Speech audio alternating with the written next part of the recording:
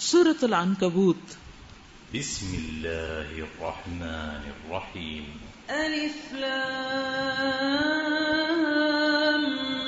میم۔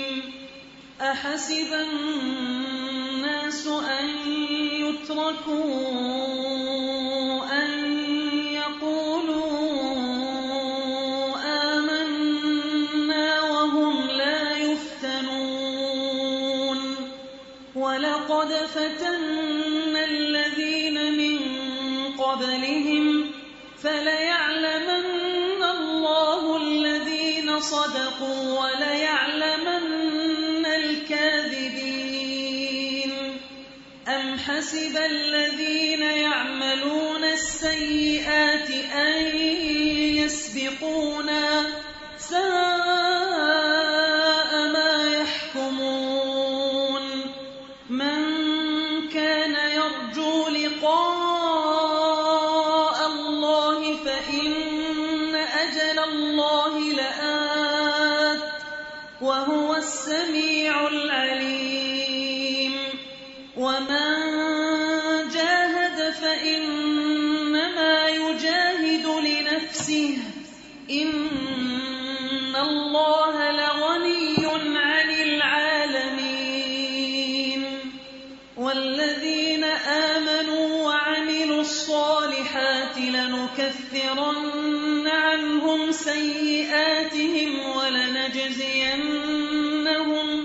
ولنجزينهم أحسن الذي كانوا يعملون ووصينا الإنسان بوالديه حسنا وإن جاهداك لتشرك بي ما ليس لك به علم فلا تطعهما إلي مرجعكم فأنبئكم بما كنتم تعملون والذين آمنوا وعملوا الصالحات لندخلنهم في الصالحين۔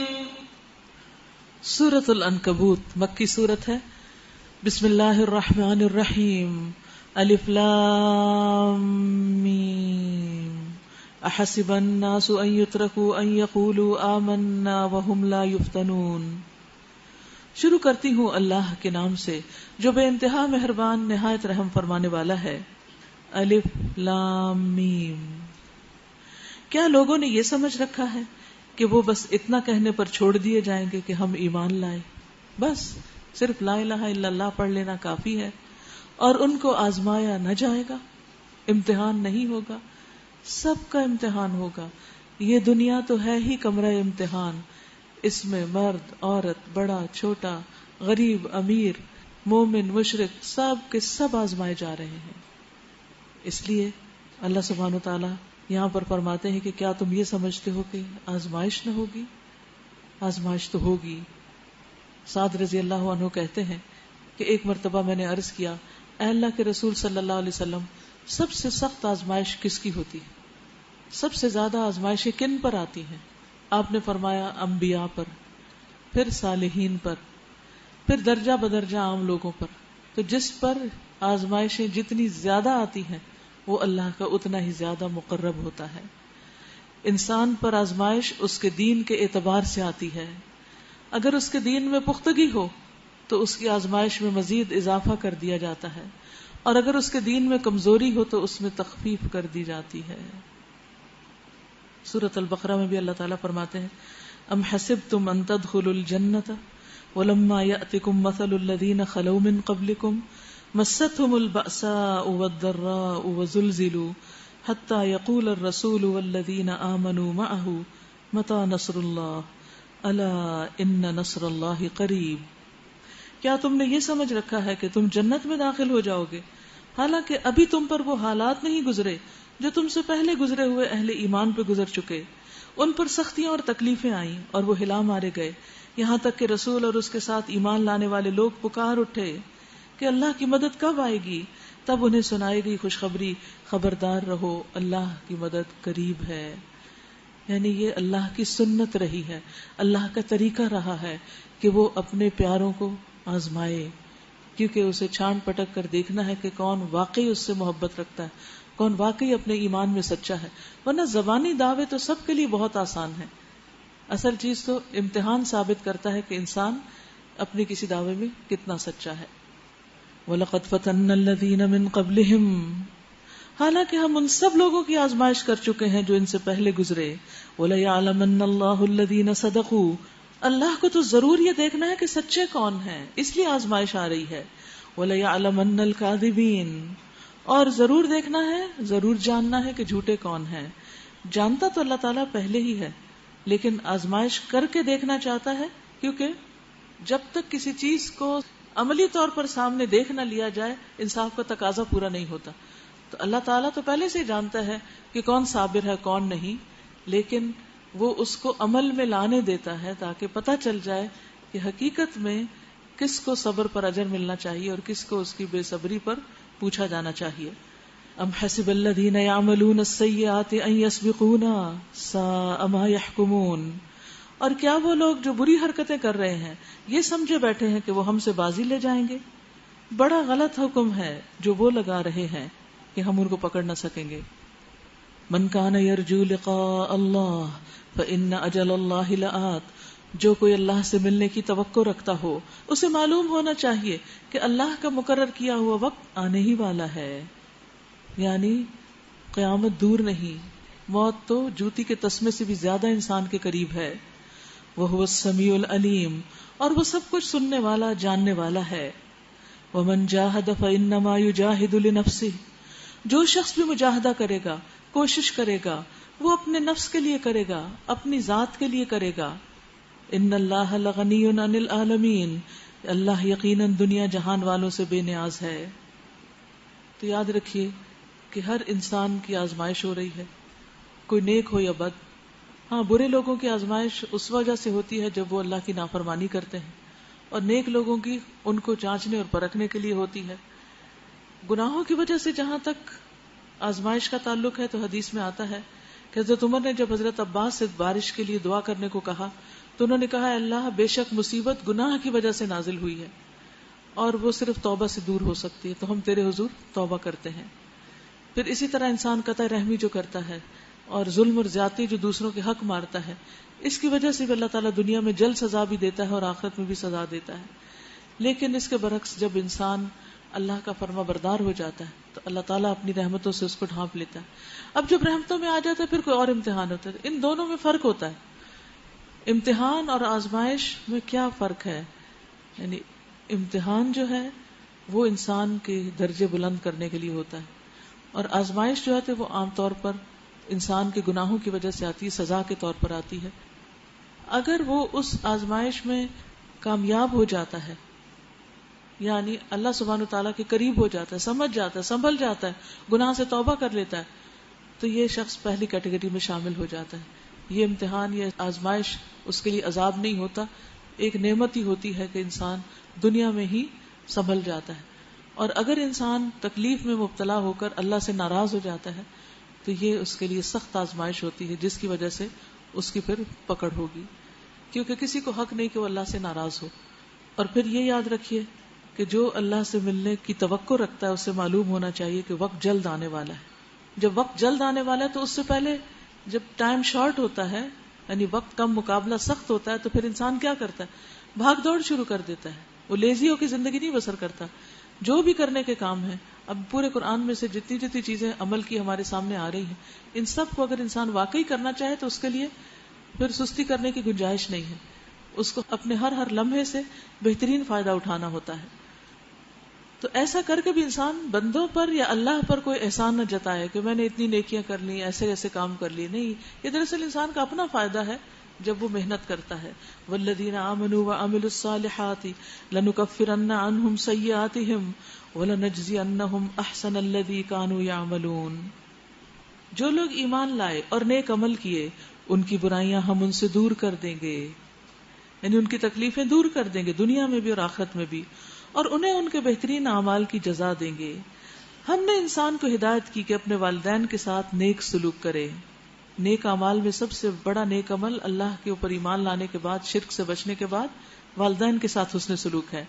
لیکن اگر وہ تجھ پر زور ڈالیں کہ تو میرے ساتھ کسی ایسے معبود کو شریک ٹھہرائے جسے تو میرے شریک کی حیثیت سے نہیں جانتا، تو ان کی اطاعت نہ کر. میری ہی طرف تم سب کو پلٹ کر آنا ہے، پھر میں تم کو بتا دوں گا کہ تم کیا کرتے رہے ہو. یعنی اللہ ہی نے حکم دیا کہ ماں باپ کا کہاں مانا جائے، اور اللہ ہی کا حکم ہے کہ اللہ کی نافرمانی میں ماں باپ کی بات نہ مانی جائے. جب آپ دیکھیے کہ آپ میں سے بھی جتنے لوگ دنیا کے طور طریقے چھوڑ کر جب دین کے طور طریقے اختیار کرتے ہیں تو لازماً کچھ مشکلات سے گزرتے ہیں. کبھی وہ زبانی اذیتیں ہوتی ہیں لوگوں کی، کبھی لوگوں کے الزام ہوتے ہیں، اور کبھی جسمانی طور پر بھی انسان کو مشقتوں سے گزرنا پڑتا ہے.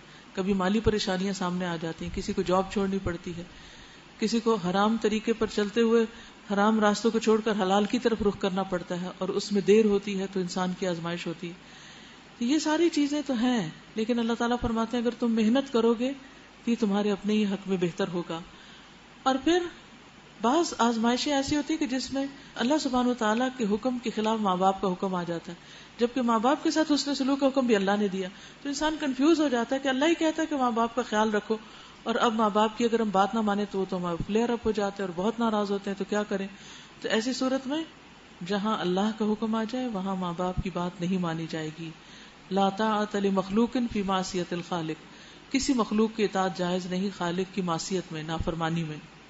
یہاں اسی لیے کہا جا رہا ہے کہ اگر تمہارے ماں باپ بھی کہیں، اگرچہ میں خود کہتا ہوں کہ ماں باپ کی بات مانو، لیکن اس موقع پر ماں باپ کی نہیں ماننی. اگر وہ تمہیں کہیں کہ تم ان کی اطاعت کرو تو ان کی اطاعت نہ کرو. اور ان کی اطاعت کیا کہ شرک کرنے کو کہیں یا کوئی حرام کام کرنے کو کہیں. میری ہی طرف تم سب کو پلٹ کر آنا ہے، پھر میں تم کو بتا دوں گا کہ تم کیا کرتے رہے ہو. اور جو لوگ ایمان لائے ہوں گے اور جنہوں نے نیک عمل کیے ہوں گے انہیں ہم ضرور صالحین میں داخل کر دیں گے. وَمِنَ النَّاسِ مَن يَقُولُ آمَنَّا بِاللَّهِ، اور لوگوں میں سے کوئی ایسا ہے جو کہتا ہے ہم اللہ پر ایمان لائے. فَإِذَا أُوذِيَ فِي اللَّهِ جَعَلَ فِتْنَةَ النَّاسِ كَعَذَابِ اللَّهِ، مگر جب وہ اللہ کے معاملے میں ستایا گیا تو اس نے لوگوں کی ڈالی ہوئی آزمائش کو اللہ کے عذاب کی طرح سمجھ لیا. یعنی لوگوں کی باتوں کو عذاب سمجھ لیا اللہ کی طرف سے آنے والا. یہ بازو کا دین میں آتے ہوئے ماں باپ کی طرف سے، رشتہ داروں یا بہن بھائیوں یا دوستوں یا سوسائٹی کی طرف سے کئی طرح کے تانے سننے پڑتے ہیں. تو اس صورت میں کچھ لوگ تو ان کو سنی انسنی کر دیتے ہیں، کچھ لوگ ان کو سمجھتے ہیں کہ یہ اس راستے کے پتھر ہیں، یہ تو کھانے ہی پڑیں گے، اور کچھ لوگ ان کو اللہ کا عذاب سمجھ لیتے ہیں اور پریشان ہو جاتے ہیں، پینک ہو جاتے ہیں، اور پھر اللہ کا راستہ چھوڑنا چاہتے ہیں کہ یہ تو بہت مشکل راستہ ہے، ہم آگے نہیں جا سکتے. اب اگر تیرے رب کی طرف سے فتح و نصرت آ گئی تو یہی شخص کہے گا کہ ہم تو تمہارے ساتھ تھے. کیا دنیا والوں کے دلوں کا حال اللہ کو بخوبی معلوم نہیں کہ کون دل سے ساتھ تھا اور کون اوپر سے. اور اللہ کو تو ضرور یہ دیکھنا ہے کہ ایمان لانے والے کون ہیں اور منافق کون. یہ کافر ایمان والوں سے کہتے ہیں کہ تم ہمارے طریقے کی پیروی کرو اور تمہاری خطاؤں کو ہم اپنے اوپر لے لیں گے. آج بھی دنیا میں بہت سے لوگ کہتے ہیں ہماری مان جاؤ، اللہ کو ہم جواب دے دیں گے، تم کہہ دینا اس نے کہا تھا، ہم پہ ڈال دو. حالانکہ ان کی خطاؤں میں سے کچھ بھی وہ اپنے اوپر لینے والے نہیں. دنیا میں بھی ایسا نہیں ہوتا کہ کوئی شخص قتل کر کے ذمہ داری دوسرے پہ ڈالے اور عدالت اس کو ایکسپٹ کر لے، ہاں اسی نے بہکایا تھا. وہ قطعاً جھوٹ کہتے ہیں. ہاں ضرور وہ اپنے بوجھ بھی اٹھائیں گے اور اپنے بوجھوں کے ساتھ دوسرے بوجھ بھی بہت سے. یعنی جو غلط کرے گا وہ اپنے گناہ کا وبال بھی بھگتے گا اور جس کو اس نے بھٹکایا ہوگا ان کے گناہوں کا وبال بھی. اور قیامت کے روز یقیناً ان سے ان افطرا پردازیوں کی باس پرس ہوگی جو وہ کرتے رہے ہیں. وَلَقَدْ أَرْسَلْنَا نُوحًا إِلَىٰ قَوْمِهِ فَلَبِثَ فِيهِمْ أَلْفَ سَنَةٍ إِلَّا 50 عَامًا فَأَخَذَهُمُ الطُّوفَانُ وَهُمْ ظَالِمُونَ. ہم نے نوح علیہ السلام کو اس کی قوم کی طرف بھیجا اور وہ 50 کم 1000 برس ان کے درمیان رہے. آخر کار ان لوگوں کو طوفان نے آ گھیرا اس حال میں کہ وہ ظالم تھے. پھر نوح علیہ السلام کو اور کشتی والوں کو ہم نے بچا لیا اور اسے دنیا والوں کے لیے ایک نشان عبرت بنا کر رکھ دیا. اور ابراہیم علیہ السلام کو بھیجا جبکہ اس نے اپنی قوم سے کہا اللہ کی بندگی کرو اور اس سے ڈرو، یہ تمہارے لیے بہتر ہے اگر تم جانو. تم اللہ کو چھوڑ کر جنہیں پوج رہے ہو وہ تو محض بت ہیں اور تم ایک جھوٹ گھڑ رہے ہو. یعنی حقیقت میں اللہ سبحانہ تعالیٰ کا کوئی شریک ہی نہیں. یہ بات کہنا ہی جھوٹ ہے، سب سے بڑا جھوٹ، کیونکہ اس کی کوئی حقیقت نہیں، نہ دنیا میں نہ آخرت میں. در حقیقت اللہ کے سوا جن کی تم پرستش کرتے ہو وہ تمہیں کوئی بھی رزق دینے کا اختیار نہیں رکھتے. لیکن کس قدر افسوس کی بات ہے کہ ہمارے ہی معاشرے میں لوگ درباروں پہ جاتے ہیں، مزاروں پہ جاتے ہیں، زیارتوں پہ جاتے ہیں اور وہاں جا کر روزی مانگتے ہیں. کسی کو مشکل کشا کہتے ہیں اور کسی کو فریاد رس، غوث اعظم، داتا گنج بخش. کس قدر شرک پر مبنی یہ القابات ہے کہ خزانہ بخشنے والے. کوئی شخص مرنے کے بعد کسی کو کون سا خزانہ دے سکتا ہے؟ یہ انسان کی بھول ہے. یہ سب جھوٹ میں شامل ہوتا ہے. تو اللہ تعالیٰ فرماتے ہیں کہ اور تم ایک جھوٹ گھڑ رہے ہو.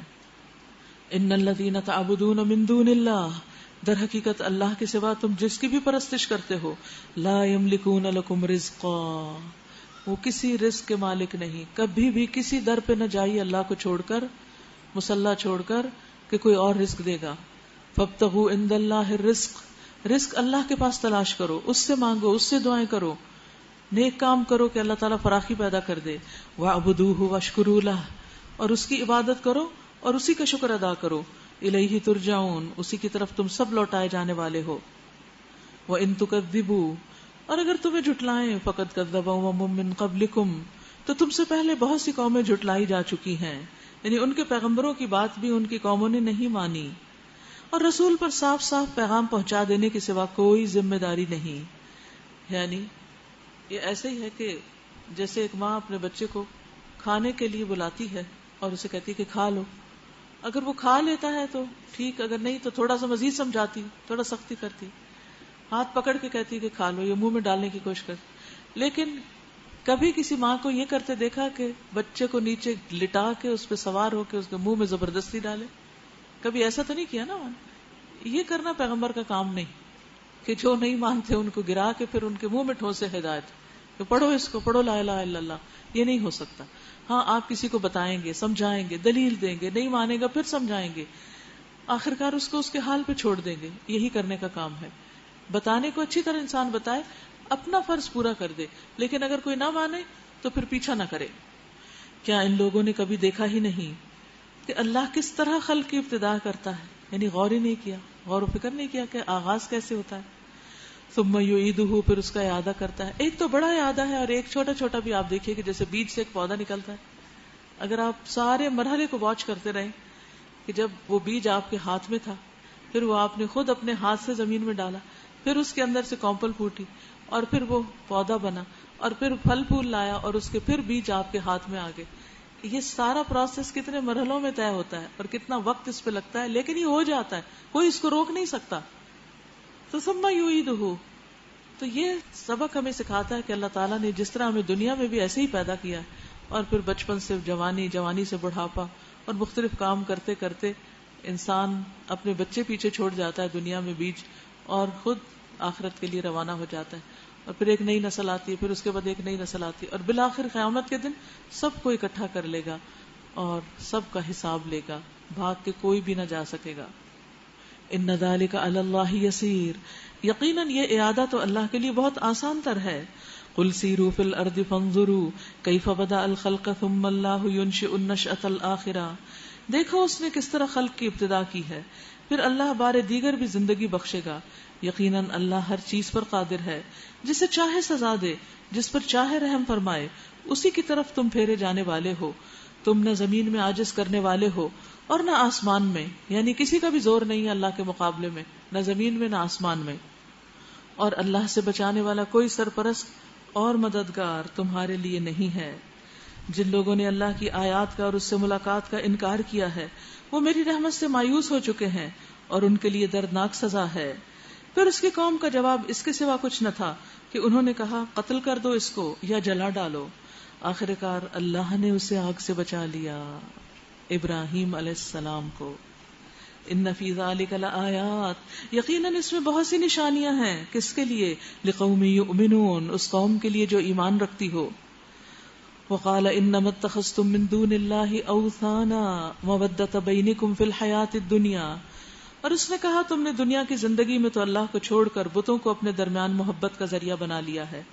یعنی اللہ کو محبت کی بنیاد بنانے کی بجائے بتوں کے نام پر محبت تم نے قائم کر رکھی ہے اپنی اجتماعی زندگی. اور اگر آپ دیکھیں تو جس طرح مسلمانوں کی زندگی مسجد کے گرد ایوالو کرتی ہے، اسی طرح دیگر مذاہب کے جو لوگ ہیں جس نظریے اور عقیدے پر ہوتے ہیں اسی پر ان کی اجتماعی زندگی کا انحصار ہوتا ہے. ان کے آپس میں غم، خوشیاں، شادی، غمی، فوتگی، ان کے آپس میں تعلقات، ان کے بزنسز اور دنیا کے سارے کاموں میں وہ مذہب کی بنیاد پر ایک دوسرے کے ساتھ تعاون کرتے ہیں.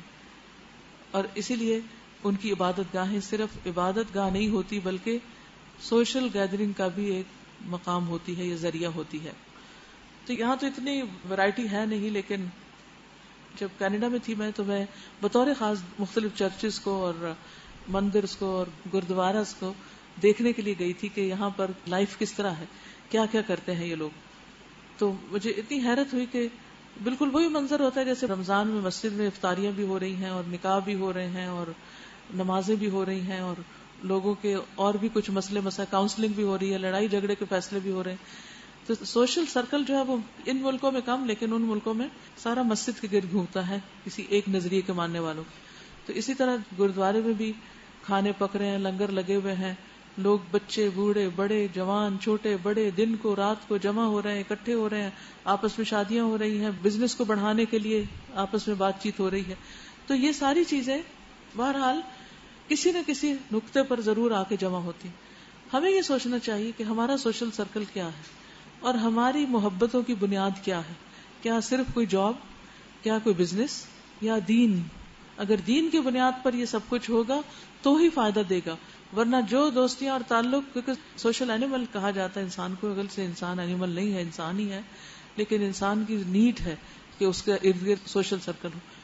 تو اس کی بنیاد بھی دین اور ایمان ہونا چاہیے.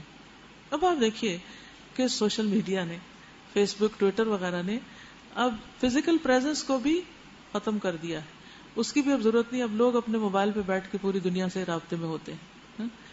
اور پھر دیکھنا چاہیے کہ کس کے ساتھ رابطے پر ہیں، نقطہ محبت کیا ہے، تعلق کی بنیاد کیا ہے. کیا صرف بزنس، پالیٹکس، یا ریلیجن، یا کیا چیز؟ کیونکہ یہ بہت اہم ہے کہ ہم کس بنیاد پر آپس میں ایک دوسرے سے محبت کرتے ہیں، کیونکہ انسان انہی کے ساتھ اٹھایا جائے گا جن سے وہ محبت کرتا ہوگا. اور پھر الحقنی بالصالحین، اسی سے پتہ چل جاتا ہے کہ اللہ مجھے نیک لوگوں کے ساتھ ملا، کہ وہ اسی کی بنیاد پر اکٹھے ہوتے ہیں اور اسی کی بنیاد پر الگ ہوتے ہیں. تو اللہ تعالیٰ کھول کے بتا رہے ہیں انما اتخذتم من دون اللہ اوثانا، کہ تم نے دنیا کی زندگی میں اللہ کو چھوڑ کر بتوں کو اپنے درمیان محبت کا ذریعہ بنا لیا، وہ تمہارا سینٹر آف لائف بن گئے ہیں. مگر قیامت کے روز تم ایک دوسرے کا انکار کرو گے اور ایک دوسرے پہ لعنت کرو گے. اللہ کے نام کے علاوہ دوسرے جن بنیادوں پہ لوگ اکٹھے ہوتے ہیں دنیاوی مفادات کے لیے، اگر اس میں بیٹھ کر وہ اللہ کی نافرمانی کے کام کرتے ہیں تو کل قیامت کے دن وہی ایک دوسرے کے دشمن بن جائیں گے. نمبر 1 دشمن، یعنی دوست دشمن میں تبدیل ہو جائیں گے. وَيَلْعَنُ بَعْضُكُمْ بَعْضًا، تم میں سے بعض پہ لعنت کر رہا ہوگا، ایک دوسرے کو گالیاں دے رہے ہوں گے کہ تم نے ہمیں بھٹکایا، ہم تو اچھے بھلے سمجھدار تھے، تم نے ہمیں کنفیوژن میں ڈال دیا اور پریشان کر دیا اور پھسلا دیا. اور آگ تمہارا ٹھکانہ ہوگی اور تمہارا کوئی مددگار نہ ہوگا. اس وقت لوط علیہ السلام نے اس کو مانا اور ابراہیم علیہ السلام نے کہا میں اپنے رب کی طرف ہجرت کرتا ہوں، وہ زبردست ہے اور حکیم ہے. وَوَهَبْنَا لَهُ إِسْحَاقَ، اور ہم نے اس کو اسحاق عطا کیا، وَيَعْقُوب، اور یعقوب بھی پوتا، وَجَعَلْنَا فِي ذُرِّيَّتِهِ النُّبُوَّةَ وَالْكِتَابَ وَآتَيْنَاهُ أَجْرَهُ فِي الدُّنْيَا وَإِنَّهُ فِي الْآخِرَةِ لَمِنَ الصَّالِحِينَ. اور ہم نے اسے اسحاق اور یعقوب جیسی اولاد عنایت فرمائی اور اس کی نسل میں نبوت اور کتاب رکھ دی اور اسے دنیا میں اس کا اجر عطا کیا اور آخرت میں وہ یقیناً صالحین میں سے ہوگا. اور ہم نے لوط علیہ السلام کو بھیجا جبکہ اس نے اپنی قوم سے کہا تم تو وہ فحش کام کرتے ہو جو تم سے پہلے دنیا والوں میں سے کسی نے نہیں کیا. کیا تمہارا حال یہ ہے کہ مردوں کے پاس جاتے ہو؟ اَإِنَّكُمْ لَتَأْتُونَ الرِّجَالَ وَتَقْطَعُونَ السَّبِيلَ، کہ تم مردوں کے پاس جاتے ہو اور رہزنی کرتے ہو. یعنی رہزنی کرنے سے مراد راہ چلتے قافلے مسافروں کو لوٹ لیتے ہو. انتہا درجے کی بد اخلاق قوم تھی. وَتَأْتُونَ فِي نَادِيكُمُ الْمُنْكَرَ، اور اپنی مجلسوں میں برے کام کرتے ہو، یعنی شہوت رانی کرتے ہو. اوپنلی، علی الاعلان، ننگی حرکتیں. فما کان جواب قومہ، تو نہ تھا جواب اس کی قوم کا، الا ان قالوا ائتنا بعذاب اللہ، مگر یہ کہ انہوں نے کہا لے آؤ ہمارے پاس اللہ کا عذاب. الٹا پیغمبر کو دھمکی دینے لگے. ان کنت من الصادقین، اگر تم سچوں میں سے ہو. قال رب انصرنی علی القوم المفسدین، پیغمبر نے کہا اے میرے رب ان مفسد لوگوں کے مقابلے میں میری مدد فرما. ولما جاءت رسلنا ابراہیم بالبشرا، اور جب ہمارے فرشتے ابراہیم علیہ السلام کے پاس بشارت لے کر پہنچے. کس کی بشارت؟ بیٹے کی. تو انہوں نے اس سے کہا ہم اس بستی کے لوگوں کو ہلاک کرنے والے ہیں، اس کے لوگ سخت ظالم ہو چکے ہیں. ابراہیم علیہ السلام نے کہا وہاں تو لوط موجود ہے. انہوں نے کہا ہم خوب جانتے ہیں کہ وہاں کون کون ہے، ہم اسے اور اس کی بیوی کے سوا اس کے باقی سب گھر والوں کو بچا لیں گے، یعنی ان کی بیٹیاں. اس کی بیوی پیچھے رہ جانے والوں میں سے تھی. بہت ڈرنے والی آیت ہے یہ، کہ اگر عورت خیانت کار ہے، دین میں خیانت کرنے والی ہے، تو شوہر چاہے کتنا متقی پرہیزگار اور جنت میں جانے والا وہ اس کے ساتھ نہیں جا سکتا. یہ ہسبینڈ وائف کے بھی جو رشتے ہیں یہ دنیا تک ہی ہیں.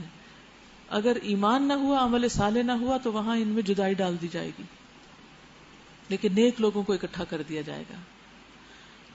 پھر جب ہمارے فرشتے لوط علیہ السلام کے پاس پہنچے تو وہ ان کی آمد پر سخت پریشان ہوا اور دل تنگ ہوا. انہوں نے کہا مت ڈرو اور نہ رنج کرو، ہم تمہیں اور تمہارے گھر والوں کو بچا لیں گے سوائے تمہاری بیوی کے جو پیچھے رہ جانے والوں میں سے ہے. ہم اس بستی کے لوگوں پر آسمان سے عذاب نازل کرنے والے ہیں اس فسق کی بدولت جو یہ کرتے رہے ہیں، اور ہم نے اس بستی کی ایک کھلی نشانی چھوڑ دی ہے ان لوگوں کے لیے جو عقل سے کام لیتے ہیں، یعنی بحیرہ مردار کے طور پر.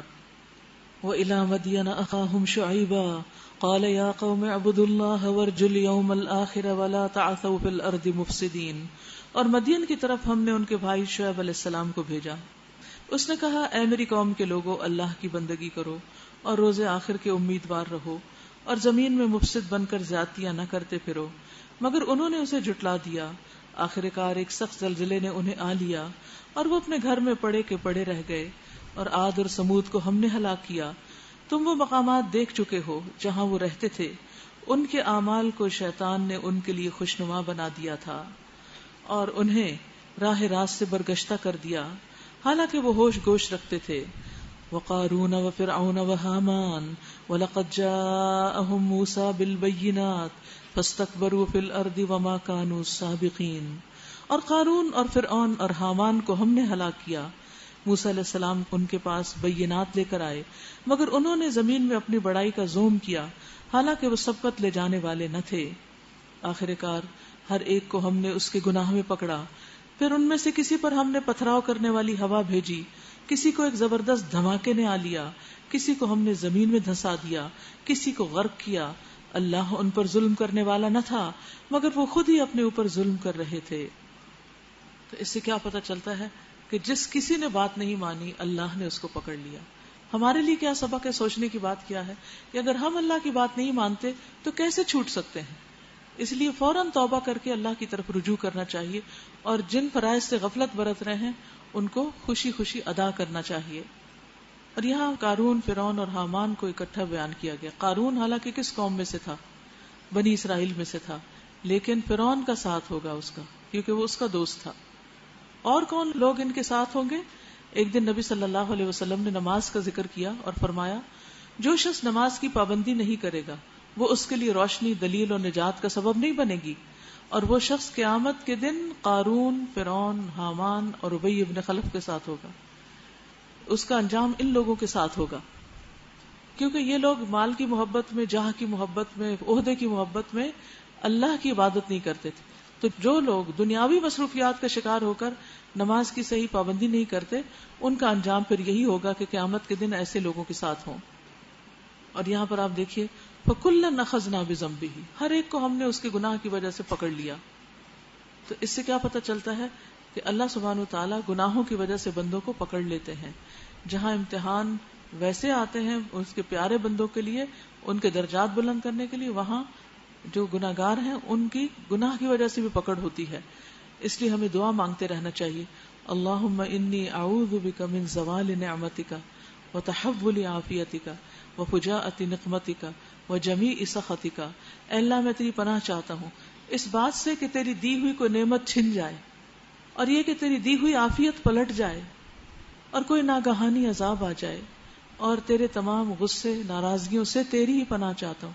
عام طور پر کیا ہوتا ہے جب ہم کسی سے ڈرتے ہیں تو اس سے دور بھاگتے ہیں، لیکن اللہ سبحانہ و تعالیٰ سے ڈر کر اسی کی طرف بھاگتے ہیں کہ اللہ آپ ہی کی پناہ چاہیے، آپ ہمیں معاف فرما دیں. اسی طرح یہ دعا بھی پڑھی جاتی ہے، اعوذ بکلمات اللہ التامۃ من غضبہ وعقابہ ومن شر عبادہ ومن ہمزات الشیاطین وان یحضرون. میں اللہ کے کامل کلمات کی پناہ میں آتا ہوں، اس کے غضب سے، اس کی سزا سے، اس کے بندوں کے شر سے، شیطانوں کے وسوسوں سے، اور اس بات سے کہ وہ میرے پاس حاضر بھی ہوں، اس سے بھی پناہ مانگی گئی ہے. مثل الذین اتخذوا من دون اللہ اولیاء کمثل العنکبوت اتخذت بیتا وان اوہن البیوت لبیت العنکبوت لو کانوا یعلمون.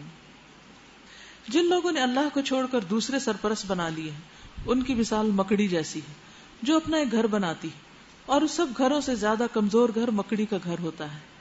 کاش یہ لوگ علم رکھتے، یعنی غیر اللہ کے سہارے مکڑی کے جالے کی طرح ہیں. جب انسان اللہ کو بھول جاتا ہے، اللہ کو چھوڑ دیتا ہے، اللہ سے دعا نہیں مانگتا، اللہ سے اپنی ضروریات نہیں مانگتا، اور اللہ کو چھوڑ کے پیروں فقیروں کے پیچھے جاتا ہے، بتوں کے پیچھے جاتا ہے، تو فرمایا ان کی مثال ایسی ہے کہ جیسے مکڑی کا جالا ہو. آپ مکڑی کے جالے پہ ہاتھ رکھ کے پکڑ کے اس کے اوپر چڑھ سکتے سیڑھی پہ؟ نہیں، وہ آپ کو نیچے گرا دے گا، خود بھی گرے گا، آپ کو بھی گرائے گا. تو خواہ وہ کتنا ہی تانا بانا ہوتا ہے، اس میں کتنی بھی محنت ہوتی ہے، لیکن اس کی کوئی اسٹیبلٹی نہیں ہوتی. یہ لوگ اللہ کو چھوڑ کر جس چیز کو بھی پکارتے ہیں اللہ اسے خوب جانتا ہے، وہی زبردست اور حکیم ہے. وَتِلْكَ الْأَمْثَالُ نَضْرِبُهَا لِلنَّاسِ وَمَا يَعْقِلُهَا إِلَّا الْعَالِمُونَ. یہ مثالیں ہم لوگوں کو سمجھانے کے لیے دیتے ہیں، مگر ان کو وہی لوگ سمجھتے ہیں جو علم رکھنے والے ہیں. تو اس سے کیا پتہ چلتا ہے کہ قرآن کی مثالیں سمجھنے کے لیے بھی علم ضروری ہے. خلق اللہ السماوات والارض بالحق ان فی ذلک لآیۃ للمؤمنین. اللہ نے آسمانوں اور زمین کو برحق پیدا کیا ہے، حقیقت میں اس میں ایک نشانی ہے اہل ایمان کے لیے. یعنی پوری کائنات اللہ کی صداقت اور توحید کی ایک نشانی ہے، اور اس سے انسان کو ان تمام باتوں کے جواب مل سکتے ہیں. شرط یہ ہے کہ وہ حق کو پانا چاہے، اس پر عمل کرنا چاہے. وآخر دعوانا ان الحمد للہ رب العالمین. سبحانک اللہم وبحمدک اشہد ان لا الہ الا انت استغفرک واتوب الیک. السلام علیکم ورحمۃ اللہ وبرکاتہ.